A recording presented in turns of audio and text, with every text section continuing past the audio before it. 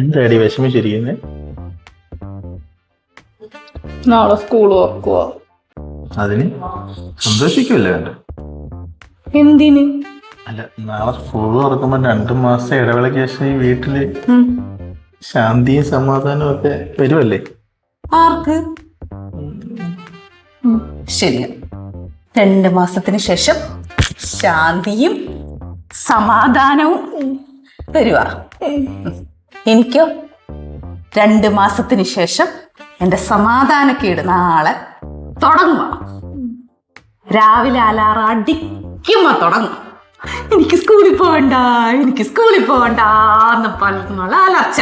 അതൊക്കെ എല്ലാ വീട്ടിലും ഉള്ളതാ, കുഞ്ഞുങ്ങളാവുമ്പോ അങ്ങനെ.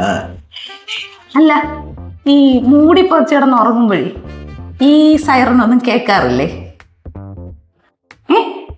എങ്ങനെ കേൾക്കാനാ അല്ലേ?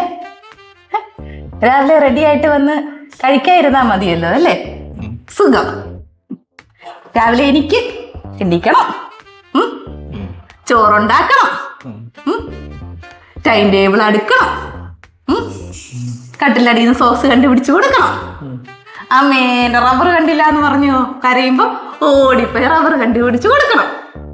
ഇതെല്ലാം ഓട്ടത്തിന്റെ ഇടയ്ക്ക് തിരിച്ച് അടുക്കളയിലെത്തുമ്പോ എന്റെ ദോശ കരിഞ്ഞിട്ടുണ്ടാവും.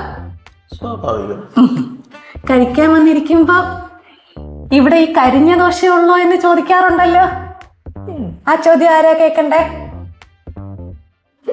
അത് ഞാൻ. ഇതെല്ലാം ആലോചിക്കുമ്പോ ഞാൻ സന്തോഷിക്കണം, ഇല്ലേ?